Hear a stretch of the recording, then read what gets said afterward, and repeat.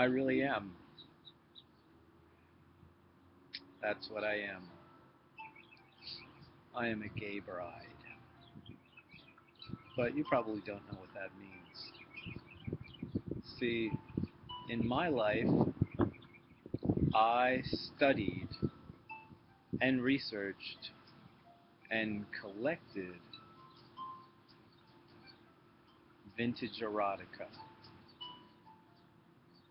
Now, to you, I might just look like old guy, but I got news for you. You are actually the same person that you are when you're about 14 or 15 for your whole life. One of the tricks of advertising is thinking that because you experience a thing or buy somebody's product, you are actually improved and you'll become more mature, when in fact you have all of the maturity that you need hardwired inside of you, but you need other people to teach you how to walk it out. So, understand this fast, because this is going to come to you really fast. For a long period of time, I was under the peaceful and solid assumption that giving and sharing various kinds of pleasure and comfort is really an important part of human existence and one of the most important points of expression for a human being. And that was something that a person should be absolutely, totally free to express pleasure and comfort, sharing pleasure and comfort. And why would you try to put boundaries, limits, etc., on sharing pleasure and comfort that you are acclimated to or comfortable with? But then, discerning the fact that human beings can actually love and enjoy and repetitively call fun things that actually destroy them. The fact that a human being is able to truly enjoy a habit that kills them. If we have that ability, then you have to completely renew your picture of how you handle pleasure and pleasant experiences and favorite things and pastimes. So here's the bottom line. Somebody presented to me a constant review of what is written in what they call the Bible or the Scriptures. Now, I wasn't fixing to join American Christianity because I know that certainly ain't the only way to God and to heaven. And, you know, if it has something to do with making it to God in heaven and all that type of stuff, like, it sure isn't the only way. And quite frankly, I'm busy traveling, having experiences, and working with fine things. So I'm not even interested in that God stuff. So I'm hanging out with people that are constantly reviewing the details and the informations in all of the Scriptures, presenting. Like good business people. They're showing the downsides, the warnings, they're showing the goody sides, the sweet stuff, and they're giving the whole picture, and they're hammering it hard. And I'm an entrepreneur and a business person, and I'm like, hey, man, these people are handling this stuff the way you ought to handle it. They're saying, like, look, you got to look at the downsides first. You got to look at the character of the human being and the capability of actually just being lazy and criminal neglect and bad habits and all this kind of stuff. So I'm getting this information coming from the Bible and the Scriptures, and I'm like sitting in it, and these people are pretty cool. I mean, I ain't joining them. they're all Jesus crazy and stuff.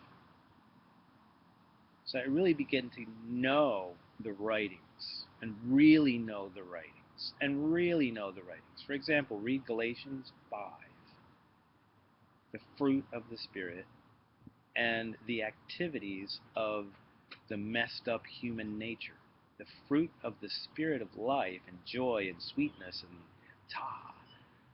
the fruit of the good stuff and the fruit of our downsides and our obvious nastiness. Galatians 5. So anyhow, I'm picking up on this stuff and I'm learning some things, and actually some of the practices in my life are starting to get illuminated, and my life business is being sharpened because I'm hanging out with these people who are studying the ancient wisdom and not just sitting around in front of cartoons and then working their butt off and then going to school and then sitting in front of cartoons. They're actually getting a higher perspective, which is cool. So I'm hanging out with these people.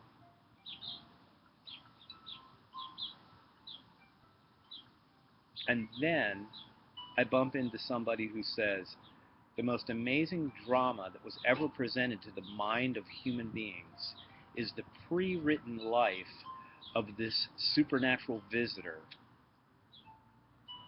the Christ, the Messiah.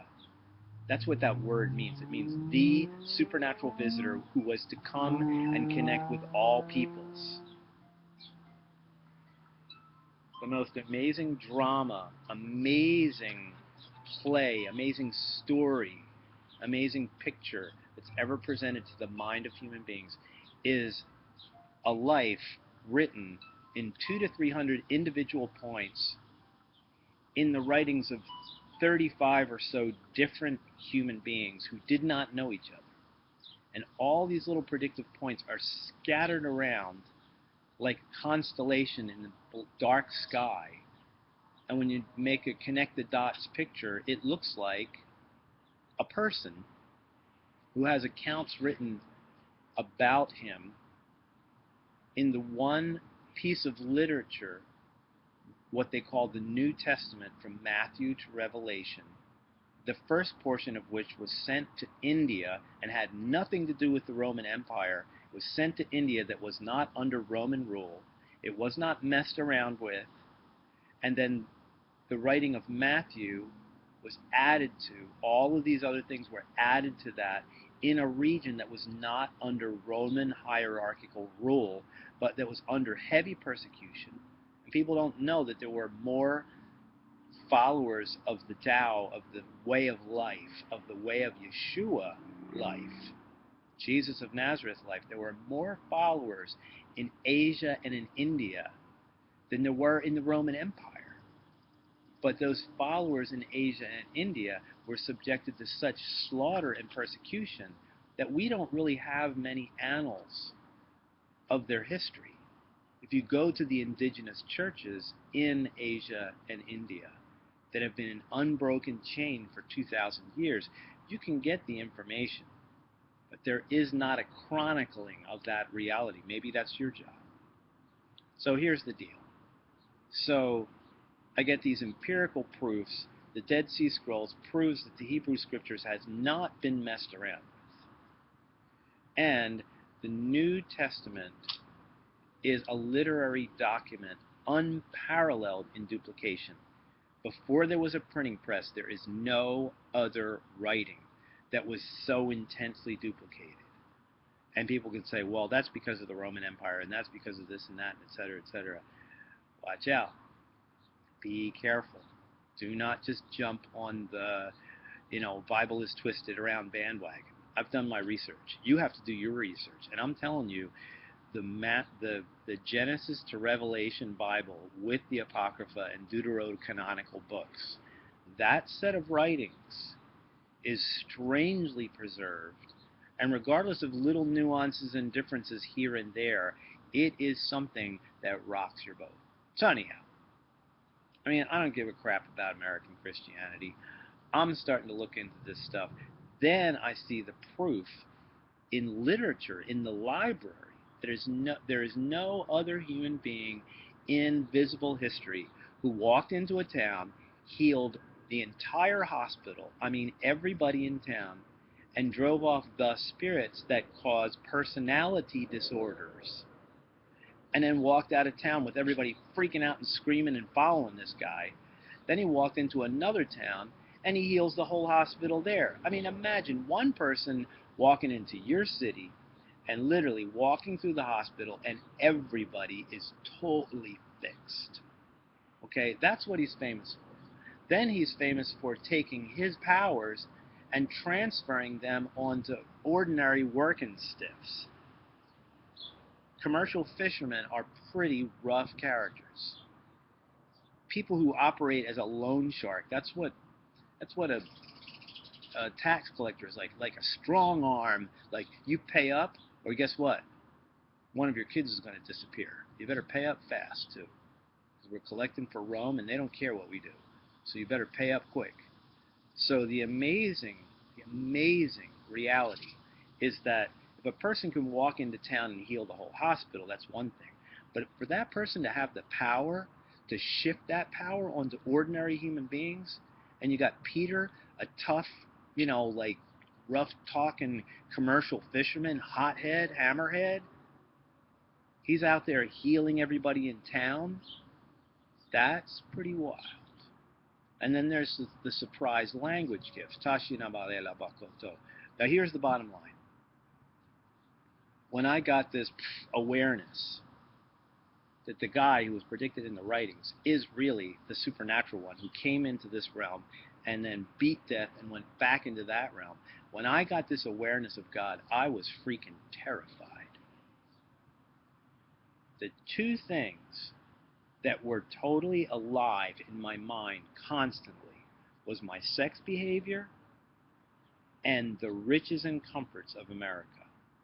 I kept getting flashes of the dining rooms in my friends' houses in comfortable suburbia, and this feeling that, like, these people have these huge houses and they don't care for any children or any needy people with their own homes at all.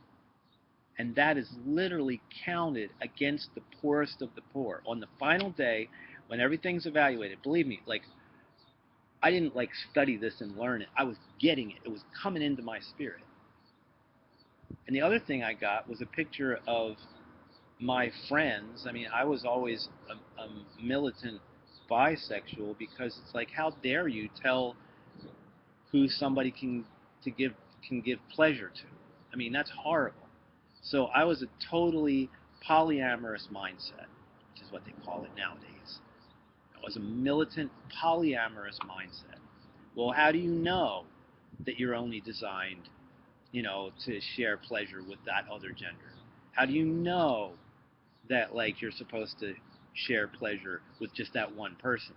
What if there's another person that's going to come up in a few years? And what about your own gender?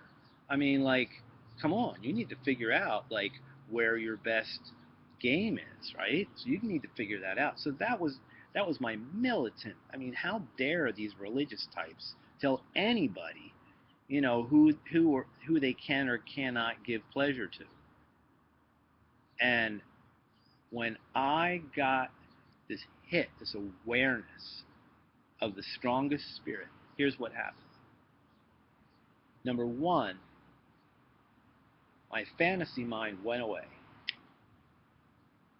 My truest, most regular comfort was just resting and thinking about a person or a series of people that might be really nice and wonderful to share pleasure with and just enjoy one another and rest with. And that was my way of feeling comforted and resting.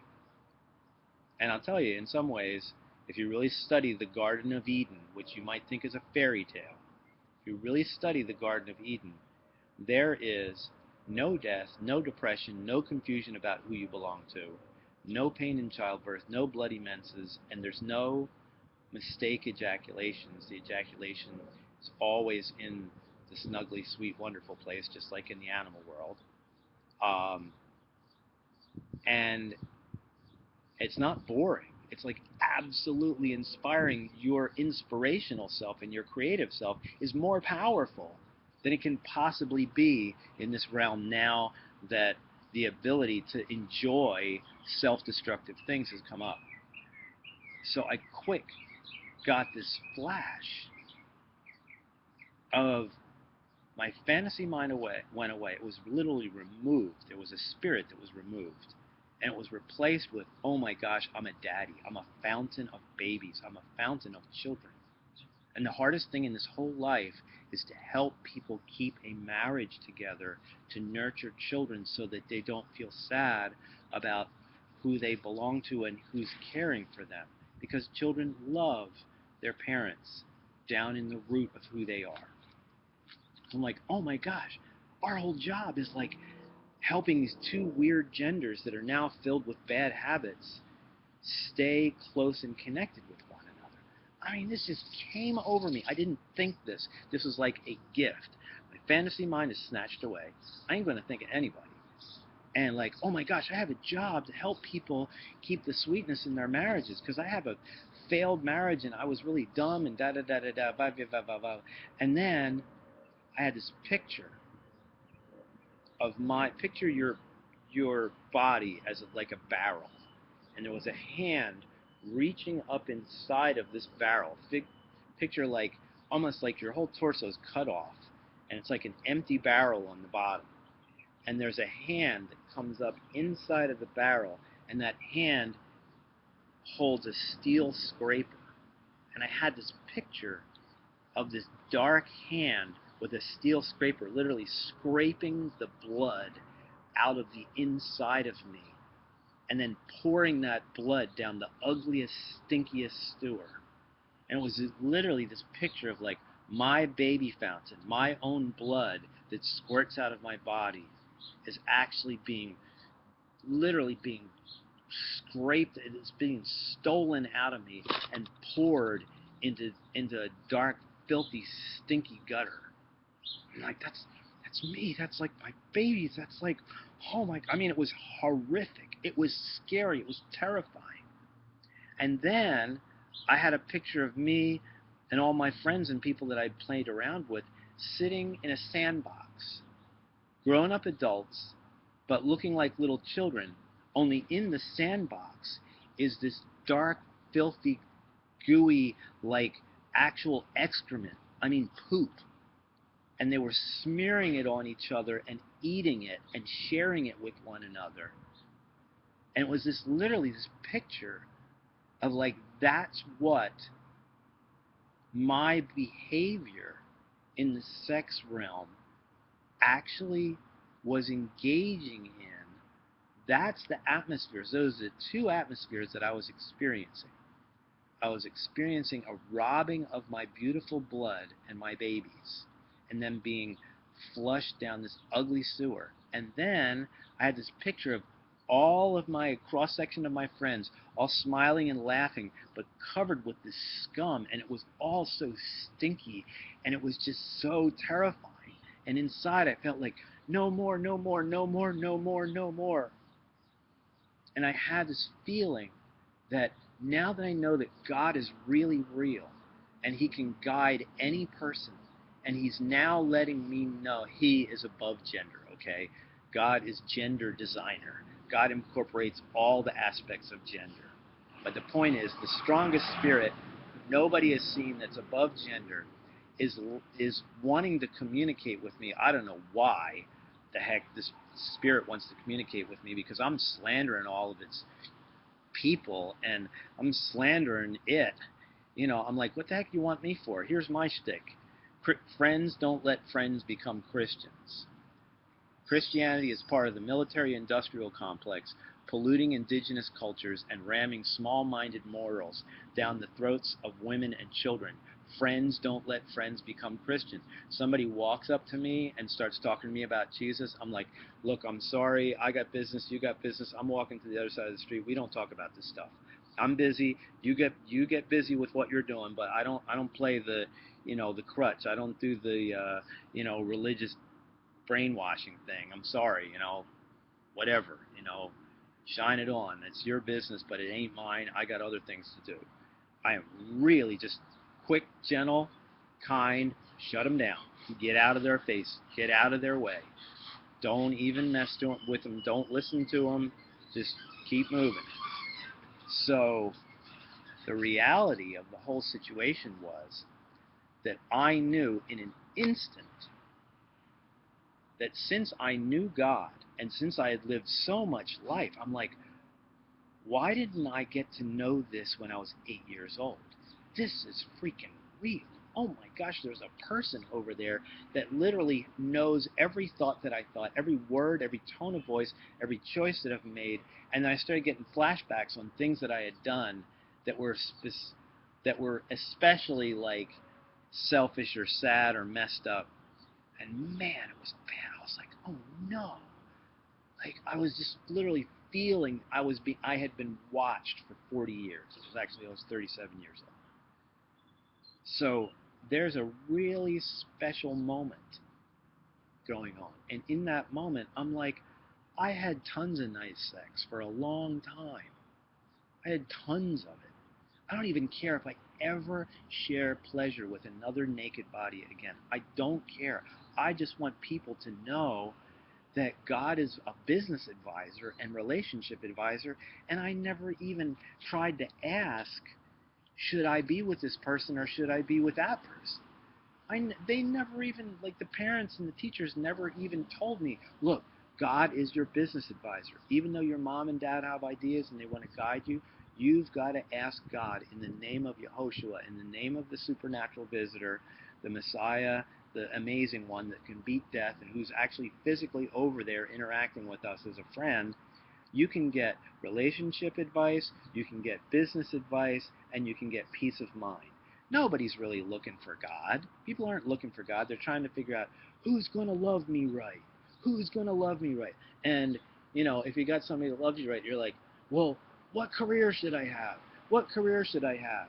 And where should I be? Like, what should my career and my vocation be? And if you've got, like, groovy family and wonderful friends and great vocation, you're like, how am I going to keep from going crazy? I'm going insane. I'm messed up. Like, so God is actually the business advisor, the relationship advisor, and the peace of mind injector, and like the cocoon of comfort that comes around you. One of the most important prayers is just curling up in your bed and saying, love me, love me, love me, love me, love me, and in Jesus' name. And that's where the Holy Spirit comes and surrounds us with comfort and gives us little tiny baby steps that we can actually handle. So the reality of this situation is this. If you, my friend, are absolutely declaring that anything goes in the physical sharing of pleasure department, and anything is cool with God as long as it's maybe semi-faithful or that kind of stuff.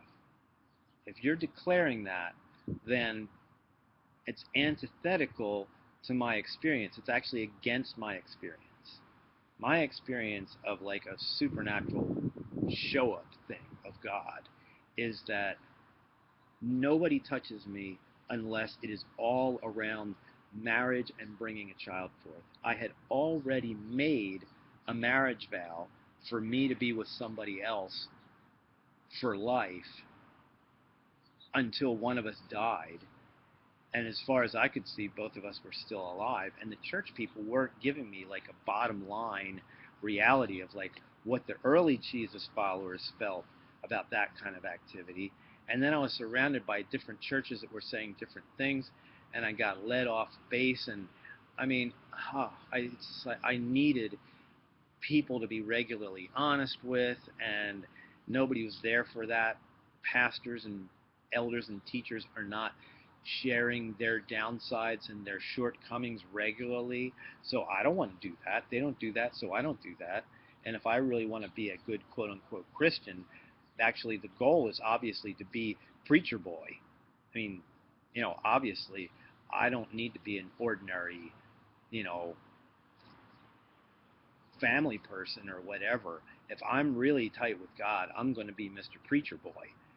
And, I later on discovered that, the early church gatherings were not like Elvis Presley and the Beatles with a freaking audience all staring at one guy and a bunch of people that do good music. That was not the early church gathering. That might have been the early church gathering out in public where passersby could check out the teaching and check out the groovy songs and worship. But man, when they were together, they were soft, they were intimate, and they were allowing the Holy Spirit to speak through everybody in a way that was such a symphony, a concert, that Chani na posto, man, it was really cool. So the reality of the term gay is amazing because Jesus went to the cross because he was gay, meaning he was happy about the fact that if he died, he knew he was going to resurrect.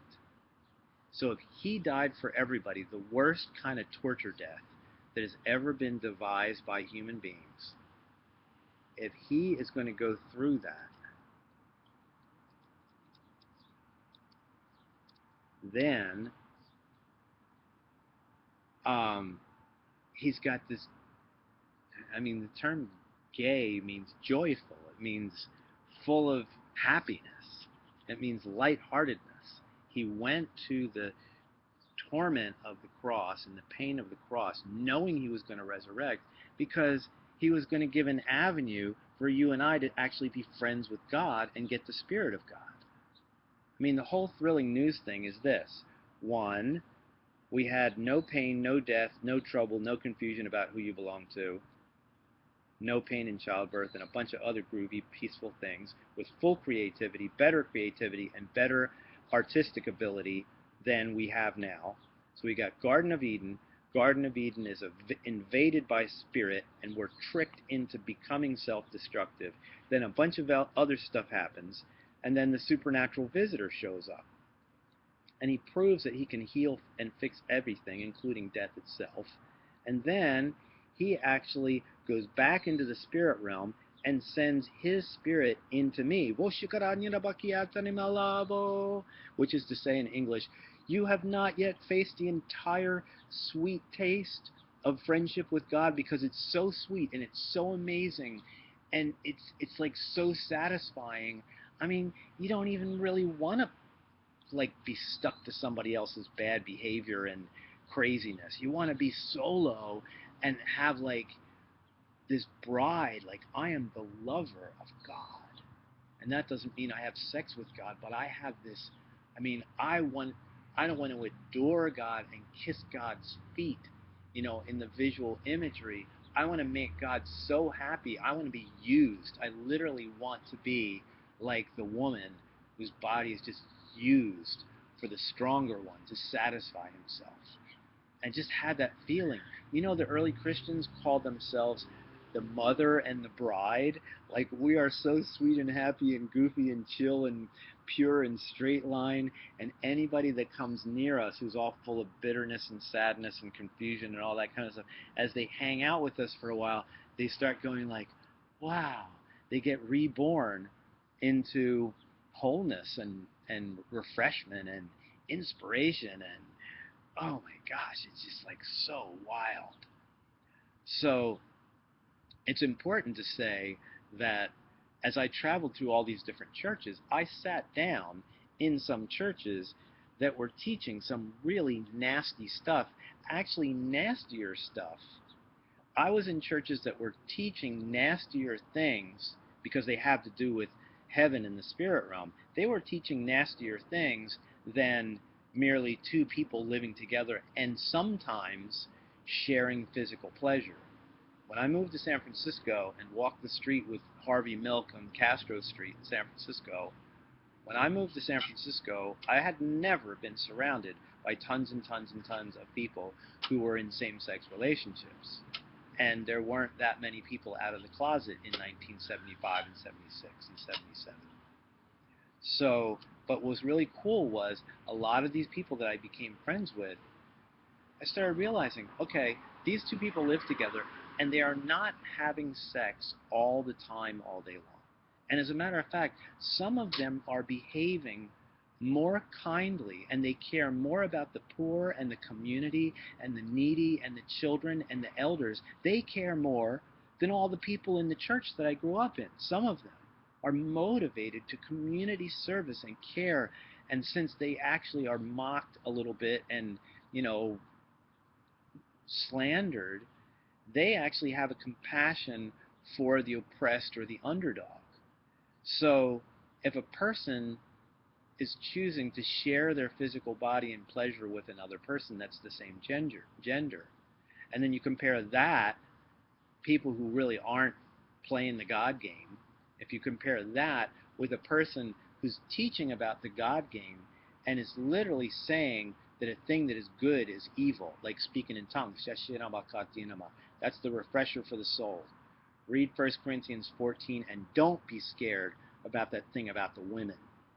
That word ley line means conversational chatter, and I think this and I think that and I think this. When we come together, every person as they speak forth should only say humbly, I am afraid and trembling inside, and I feel that the Spirit of God is telling me to share this one thing. It's basically saying, you know, I do not allow a woman to chit-chat and offer opinions in the church, but rather the voice of the woman should remain silent and the voice of God should speak out through her in prayer and prophecy, which means truth speaking about the stuff of eternity. So be careful. If it says in 1 Corinthians 11 that when a woman prays or prophesies, she should have a gesture, a drape over her head, and the men should remove that drape because the veil has been torn and Messiah has come, and we don't need a damned temple. And I mean, truly, God says, look, I don't need the blood of bulls and goats. I don't need you people to make up little things to do for me. You know, just because you go and hold hands with the orphan children does not mean that you're right with me. I want you to do what I'm speaking to your heart to do, not just like live a nicer life. I want you to literally be my personal agent. If I tell you to go sit in your car in the parking lot for a half a day and not move and shut down your device, then you need to do that. If you go run around and go to the orphanage or, you know, care for your favorite service ministry, you may actually be dissing God, because we're called to do everything by the guidance of the Holy Spirit. So on one hand, it is my experience that like my job is being a cheering section for marriages that are going insane, not trying to figure out who's going to comfort me and give me pleasure physically.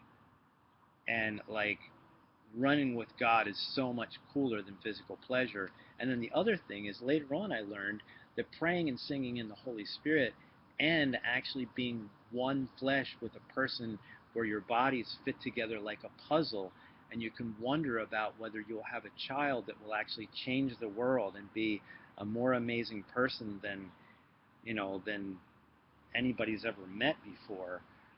And you're actually, as it is written, we are one flesh with two parts and two individual souls. That was the design of the Garden of Eden. And now we're in the valley of the shadow of death where we can be self-destructive. And then in the next heavenly realm, we're going to be like the angels, the spirit beings that have no gender. And the satisfaction is going directly towards God and coming directly from God. And it's almost going to be like we're all side by side, feeling that everybody is so satisfied, way beyond the concept of an orgasm or physical pleasure or success or money or what have you. Each person is going to be so satisfied by being in God's presence, and God is going to be so satisfied by us that it's just beyond anything that we have here. And in the Garden of Eden, there were no people problems. In the next heavenly realm, there are no people problems. You're not going to have a child that you can either diss or idolize. You're not going to have a parent that you're either terrified by or you're following who's doing ridiculous, wrong things. So there's not going to be any people problems. And remember, the toughest people problems are the sneaky ones, are when you follow the nice people that you enjoy and you're all agreeing together to do things that are just a little bit filthy or a little bit unnecessary. So I am a gay, delighted, amazed bride. I am a gay bride. I am thrilled. I am so happy to be satisfying, to look in the face of God and see, am I satisfying you today? Are you happy with me today? Are we doing something together today? Can we be together for a long time today with everything else blocked out? I love you, I love you, I love you. Ooh, this is so amazing, this is so amazing. I want to be pregnant. I want the shame, the weirdness and the difficulty of pregnancy because I want to bring forth more children that are adoring being part of your family. So that's the invisible genderless bride feeling. And the cool thing is the women get to be the the flashing sword that pokes through. I mean, almost like you know, the breaking of the veil and the pouring out of the baby juice, because the woman, by her words of truth, break through people's minds that are all like, oh, I don't believe in this, and I don't believe in that, and I don't believe in this. And the words of a woman can actually literally break through, and she can plant a seed like a man, like making baby after baby after baby. And so the woman becomes like the warrior and the firstborn flashing sword, the firstborn son of God, and the men become the bride and the mother. So understand and be encouraged, because, and don't be condemning and judgmental, because God is working with everybody at once. And if you can't gently present the highest, most intense, most perfect and pure way to go, then you may actually not be presenting God. You may be full of zeal without knowledge. Believe me, there's tons of churches that are just hammering in on one point and they're just completely ignoring other points. You know, it's like, okay, let's all join a church where we can all avoid the same type of evil together. So, hi, greetings from a sweet cafe on the day after my birth, the day after my consummation with the amazing husband who's been chasing after me and who's thrilled with me. And if you think that's stupid, if you think that's crazy, well then good, because you haven't gotten the whole picture yet. I am a gay bride. You should be too.